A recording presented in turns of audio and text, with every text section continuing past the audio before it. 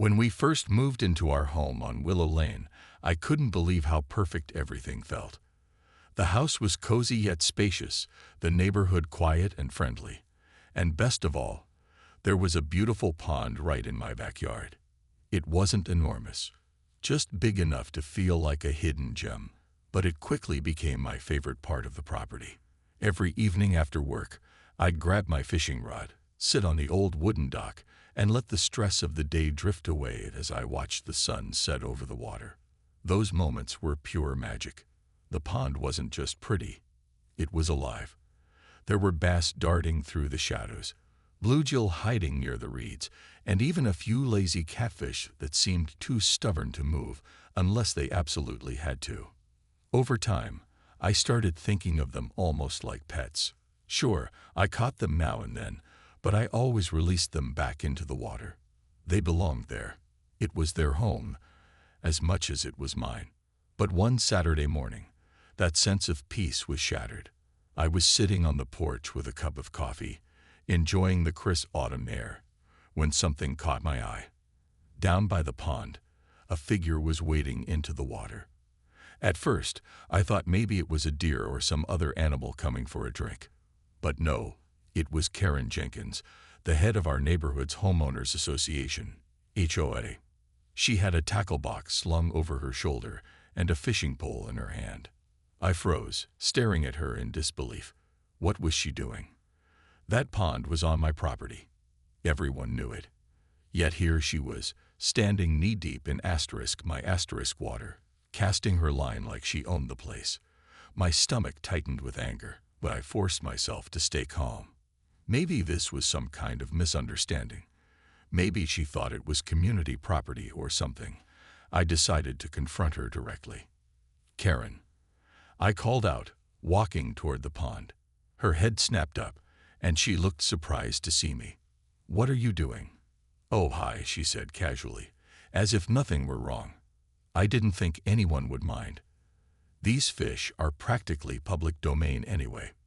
My jaw dropped. Public domain. Was she serious? "This is private property," I said firmly. "You can't just come here and fish whenever you want. This isn't your pond."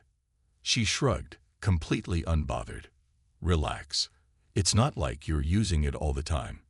Besides, I'm helping keep the population balanced. Too many fish ruins the ecosystem." Her attitude made my blood boil. How dare she act like she had the right to decide what happened in my own backyard? But before I could argue further, she simply packed up her things and walked off, leaving muddy footprints all over my dock. As I stood there fuming, I realized this wasn't just about the fish. It was about respect, or rather, the complete lack of it. Over the next few days, I kept replaying the incident in my mind. Part of me wanted to let it go, to chalk it up to Karen being Karen. But then I noticed more signs that something wasn't right. Footprints along the edge of the pond, empty bait containers scattered in the grass, and worst of all, fewer fish showing up on my line when I went fishing. It hit me. Karen hadn't been visiting once or twice. She'd been coming regularly, taking advantage of my pond without permission. That's when I decided I needed proof. If Karen thought she could get away with this, she was wrong. Dead wrong. After Karen's brazen invasion of my pond, I knew I couldn't just sit back and do nothing. If she thought she could keep coming onto my property whenever she pleased, she was sorely mistaken. But accusing someone, especially someone as influential as Karen, required more than just my word against hers. I needed proof. Hard, undeniable evidence that would make it clear she had no right to be there. The very next day, I headed to a local store and bought 2 trail cameras. They were small, weatherproof devices designed to capture movement, and they came with night vision capabilities, so I could monitor activity around the clock. I spent hours positioning them carefully in the bushes and trees near the pond, making sure they blended into the surroundings. To anyone who didn't know what to look for, the cameras were practically invisible. Even Karen wouldn't suspect a thing. For weeks, I checked the footage obsessively. At first, there wasn't much, just squirrels darting across the grass, or birds landing by the water. But then, one evening, I saw her. Karen. The video showed her sneaking onto my property under the cover of darkness, her flashlight cutting through the shadows as she made her way to the pond. She moved confidently, like she owned the place, setting up her gear without hesitation. Watching her on the screen made my blood boil all over again. This wasn't some accidental slip-up. This was deliberate trespassing. But Karen wasn't alone. As I scrolled through the recordings, I discovered something even more shocking. She'd been bringing friends. Some nights, it was just one person tagging along, but other times, there were 3 or 4 of them. They laughed and joked like they were on some kind of secret fishing trip, completely oblivious to the fact that they were breaking the law. In one particularly infuriating clip, Karen held up a massive bass, grinning proudly while her companions clapped and cheered. It was as if she thought she was doing me a favor by managing my fish population. Each new piece of footage fueled my determination.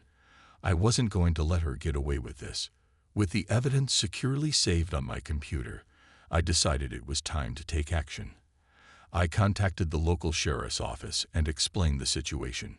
When I showed them screenshots from the videos, their expressions shifted from curiosity to disbelief. "This is blatant trespassing," one deputy said firmly. "We'll handle it." Feeling a surge of relief, I finally allowed myself to hope that this nightmare might come to an end. But the deputy had another idea, one that sent a jolt of excitement through me. "Here's what we're going to do," he said. "We'll set up a sting operation. Let her think everything's normal, and when she comes back, we'll catch her red-handed." A sting operation. It sounded like something out of a movie, but I was willing to try anything at this point. The plan was simple. Leave the cameras running, keep the pond looking untouched, and wait for Karen to return. The deputies would hide nearby, ready to step in as soon as she crossed onto my property. Nervous but determined, I agreed to go along with it. That night, I barely slept. My mind raced with questions. Would Karen show up? What if she figured out what we were planning? And most importantly, how would she react when she realized she'd been caught? Despite my anxiety, I felt a strange sense of satisfaction knowing that justice might finally be within reach. As dawn broke the next morning, I sat on my porch, staring at the pond. For once, it didn't feel peaceful. It felt like a battleground. Little did I know, the real drama was still ahead. The night of the sting operation felt like something out of a suspense movie. I was both excited and nervous, my heart pounding every time I heard a noise outside. The deputies had set up their positions hours earlier, hiding in the shadows near the pond while I stayed inside the house with the lights turned off. From my perch by the window, I could barely make out their silhouettes as they waited patiently for Karen to arrive. Time seemed to crawl. Every creak of the floorboards or rustle of leaves made me jump. What if she didn't show? What if she somehow sensed that we were onto her? My mind raced with doubts, but deep down, I knew Karen wasn't the type to back down. She'd been fishing in my pond for months without a second thought about whether it was right or wrong. Why would tonight be any different? Then, just after midnight, headlights flickered through the trees at the edge of my property. A car pulled up quietly along the dirt path that ran parallel to the pond. My breath caught in my throat as I recognized the vehicle. It was Karen's. She stepped out cautiously, flashlight in hand, scanning the area before heading toward the water. Even from a distance, I could see the confidence in her movements. She truly believed she had nothing to worry about. Karen moved quickly, setting up her gear with practiced ease. She cast her line into the dark water, completely unaware of the trap closing in around her. For a moment, I almost felt sorry for her. Almost. But then I remembered all the times she trespassed on my property, all the fish she'd taken without permission, and the smug look on her face when I confronted her. That erased any pity I might have felt. Finally, the deputies sprang into action. 2 of them emerged from their hiding spots, their flashlights cutting through the darkness like spotlights. "Freeze. Put your hands where we can see them," one of them barked, his voice sharp and authoritative. Karen froze mid-motion, her fishing rod still dangling over the water. Her eyes widened in shock as she realized what was happening. When she saw the badges glinting in the light, her confident demeanor crumbled instantly.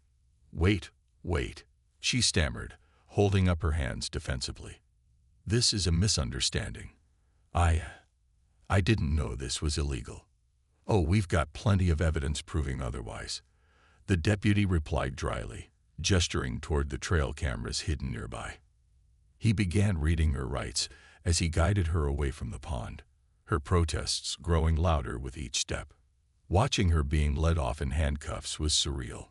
Part of me wanted to feel triumphant, but mostly, I just felt drained. It was over, finally, but the whole ordeal left me wondering how things had escalated so far. This wasn't just about a pond or some fish. It was about boundaries, respect, and accountability. And now, thanks to Karen's actions, my quiet little corner of Willow Lane had become the center of attention. As the deputies packed up their equipment and drove off with Karen in tow, I walked down to the pond to inspect the damage. Mud caked the edges where she'd trampled carelessly, and discarded bait containers littered the grass.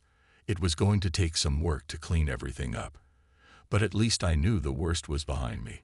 Or so I thought. Because the next morning, when news of Karen's arrest spread through the neighborhood, I realized this fight wasn't truly over. Not yet. The morning after Karen's arrest, Willow Lane felt different. It was as if an invisible storm cloud had settled over the neighborhood. News traveled fast in small communities like ours, and by breakfast time, everyone seemed to know what had happened. Some neighbors looked at me with a mix of admiration and curiosity, while others avoided eye contact altogether. Whispers followed me wherever I went, and I could feel the tension simmering beneath the surface. At first, I tried to ignore it. After all, I'd done nothing wrong. If anything, I was the victim here. Karen had broken the law, not me. But avoiding the topic wasn't easy, especially when people started approaching me directly. Greg, another member of the HOA, cornered me during our weekly meeting later that week. His tone was casual, but there was an edge to his voice that made my skin prickle. "You didn't have to call the cops," he said, shaking his head like I'd committed some kind of social sin. "Couldn't you have handled this privately? You know how much trouble this is going to cause for the association." I stared at him, incredulous. "Handled it privately," I repeated, my voice rising despite my best efforts to stay calm. "Greg, she was trespassing on my property. For months, she stole fish, left trash everywhere, and completely disregarded my rights as a homeowner. What exactly did you expect me to do? Just let her keep doing whatever she wanted?" Greg shifted uncomfortably, glancing around the room to see who might be listening. "Look, I'm not saying what Karen did was okay," he muttered. "But involving the police, that's going to make things awkward for everyone. People are upset. People are upset." I shot back, my frustration bubbling over. "How about I'm upset. She broke the law, Greg. This isn't about making things awkward. It's about holding someone accountable for their actions." He didn't respond, but his silence spoke volumes.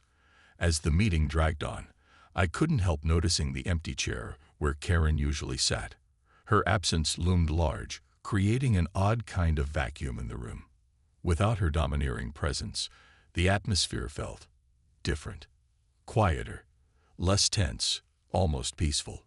For the first time in ages, no one was rushing to side with her or tiptoeing around her opinions. Yet, even as I appreciated the change, I couldn't shake the feeling that this wasn't the end of the story. Outside the meeting, the whispers continued. Some neighbors praised me for standing up to Karen, calling her behavior outrageous and completely unacceptable. Others weren't so supportive. A few even hinted that I'd overreacted, accusing me of causing unnecessary drama. One woman stopped me in the driveway to say, "You really should have thought about how this would affect the neighborhood before calling the authorities." Her words stung, but they also hardened my resolve. Why was everyone so quick to defend Karen, or at least downplay her actions? Was it fear of rocking the boat? Or was it something deeper, a reluctance to confront the uncomfortable truth that one of their own had crossed a line. As the days passed, the backlash began to take shape. Letters started arriving in my mailbox, each one bearing the official seal of the HOA. At first glance, they seemed harmless enough. Reminders about shrubs needing trimming, minor infractions about mailbox placement, complaints about unauthorized decorative items in my yard. But the tone was unmistakable, cold, calculated, and increasingly aggressive.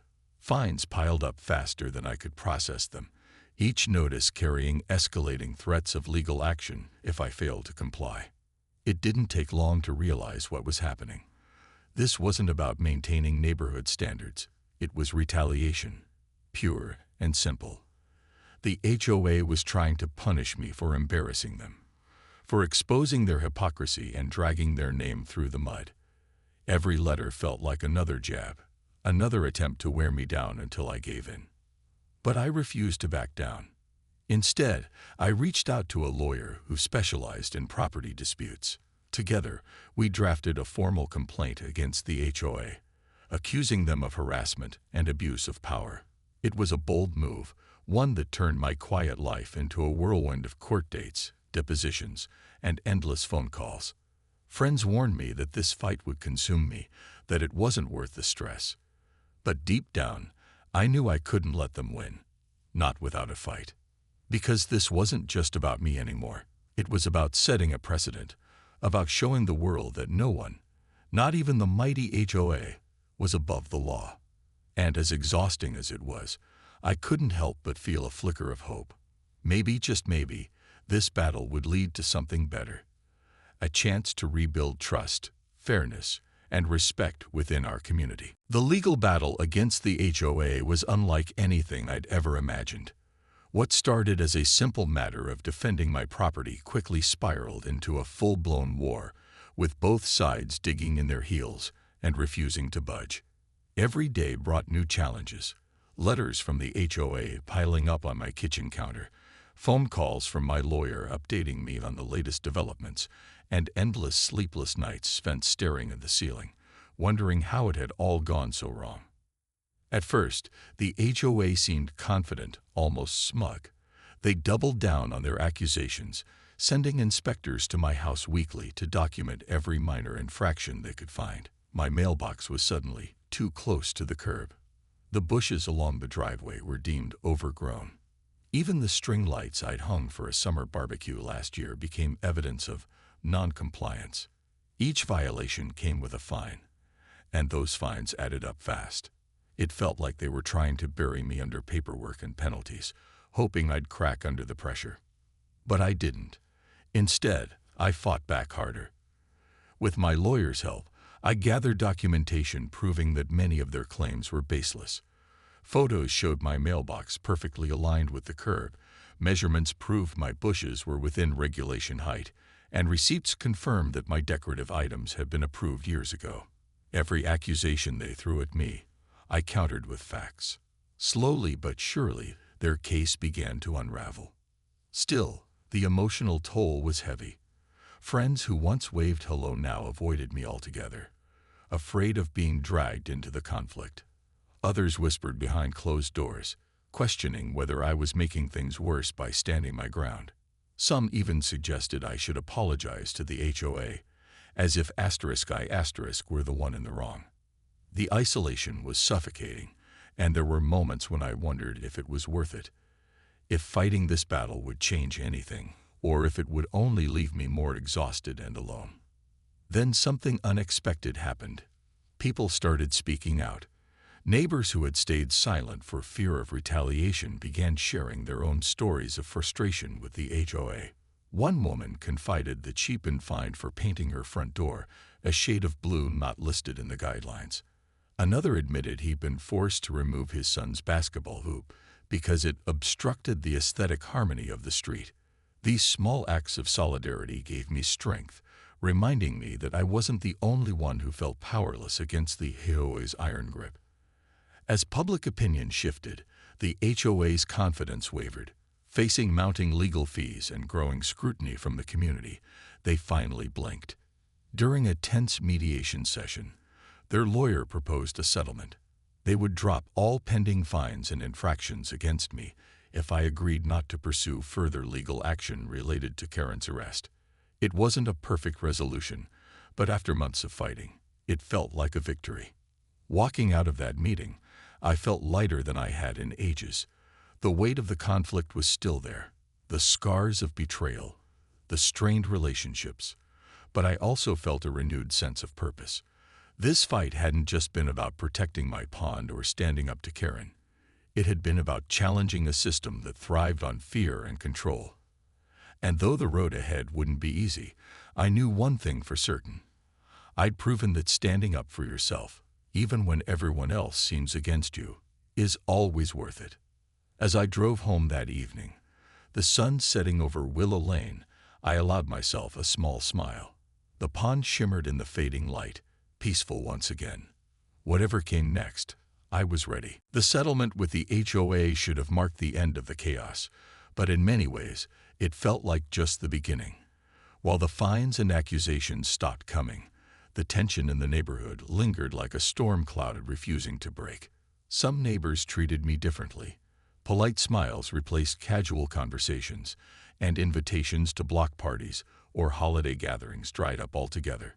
It was as if I'd crossed an invisible line, one that couldn't be uncrossed no matter how hard I tried. At first, I told myself it didn't matter. What did I need their approval for? I'd done the right thing, and that was all that mattered. But loneliness has a way of creeping in when you least expect it. Weekends that used to buzz with activity now stretched out endlessly, quiet except for the sound of birds chirping near the pond. Even my morning walks around the block felt different. People avoided eye contact or hurried past me as if I carried some kind of stigma. Karen's absence loomed large too. For years, she had been the unofficial leader of Willow Lane, an intimidating figure who dictated everything from lawn care schedules to holiday decorations. Without her around, the neighborhood felt adrift. The HOA meetings, once dominated by her sharp voice and rigid rules, became awkward and disjointed. New members stepped forward to fill the leadership void, but none of them commanded the same authority or fear that Karen had. Still, not everyone kept their distance. Slowly, a few brave souls reached out to me. One afternoon, Maria, a young mom who lived 2 doors down, stopped by with her kids in tow. "I just wanted to say thank you," she said softly, glancing over her shoulder as if afraid someone might overhear. "You stood up to them when no one else would. That took guts." Her words caught me off guard. I hadn't realized anyone saw me as courageous. To me, I was just doing what needed to be done. But hearing her gratitude made me realize that my fight had inspired others, even if only quietly, to question the status quo. Encouraged by these small gestures, I decided to take matters into my own hands. If the neighborhood was fractured, maybe I could help mend it. I organized a casual get-together at my house, a low-key barbecue where neighbors could reconnect without the pressure of formal events or HOA agendas. I sent out handwritten invitations, keeping the tone light and friendly. No rules, no speeches, just good food and better company, I wrote on each card. To my surprise, nearly everyone showed up. Plates of burgers and hot dogs piled high on tables. Laughter filled the air, and for the first time in months, Willow Lane felt like a real community again. People lingered long after the sun went down, sharing stories and jokes under twinkling string lights. Even Greg, who had criticized me during the height of the conflict, shook my hand and admitted, "You were right to stand your ground." We all needed a wake-up call. That night, as I watched fireflies dance across the yard and listened to the hum of conversation, I felt a flicker of hope. Maybe things wouldn't go back to the way they were before, not entirely, but perhaps that wasn't such a bad thing. The old Willow Lane had been ruled by fear and conformity. This new version, imperfect as it was, offered something far more valuable: the possibility of change. As the last guests left and I tidied up the remnants of the party, I paused to look out at the pond. Its surface shimmered in the moonlight, calm and steadied, despite everything it had endured. In its reflection, I saw not just water, but resilience, the same resilience that had carried me through this ordeal. And though I knew challenges lay ahead, I also knew I wasn't alone anymore. Together, we could rebuild something stronger, fairer, and more united than before. Months passed, and Willow Lane began to feel like a different place. The transformation wasn't immediate. It came in small, subtle ways that added up over time. Neighbors who had once avoided me now greeted me warmly when our paths crossed. Conversations grew longer, less guarded. People started sharing more than just polite pleasantries. They shared stories, laughter, and even the occasional complaint about life's little annoyances. Slowly but surely, the walls of tension that had divided us began to crumble. The HOA itself underwent changes too. With Karen out of the picture and public trust at an all-time low, the association was forced to adapt. New leadership emerged. People who genuinely cared about fostering a sense of community rather than enforcing rigid rules. Meetings became shorter, friendlier, and far less intimidating. Gone were the days of nitpicking minor infractions or threatening fines for trivial offenses. Instead, discussions focused on practical solutions, improving streetlights, organizing neighborhood cleanups, and planning events that brought everyone together. Even the pond seemed to benefit from the shift. Once a source of conflict, it became a symbol of unity. A group of neighbors volunteered to clean up its edges, removing debris and planting native flowers to restore its natural beauty. Others pitched in to restock it with fish, ensuring that future generations could enjoy its bounty responsibly. When someone jokingly suggested turning it into a community fishing spot, I surprised myself by agreeing, on the condition that we set clear guidelines to protect the ecosystem. To my delight, the idea gained traction, and soon, signs went up reminding visitors to respect the pond and take only what they needed. For me, the biggest change was internal. The fight against Karen and the HOA had left scars. Moments of doubt and exhaustion still lingered, but it had also taught me something invaluable. The power of standing up for what you believe in.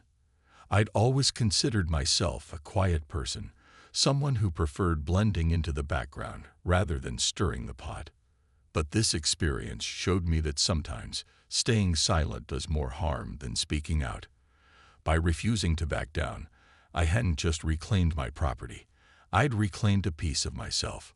One evening, as I sat on the dock watching the sunset paint the sky in shades of orange and pink, Ryan joined me, handing over a cold drink.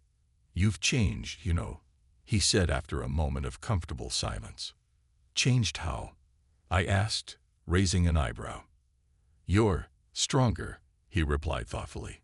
"More confident, like nothing can shake you anymore." I smiled, letting his words sink in. He wasn't wrong. The woman who had moved to Willow Lane all those months ago would never have imagined herself taking on the HOA or winning. That version of me might have backed down, swallowed her pride, and let others dictate her life.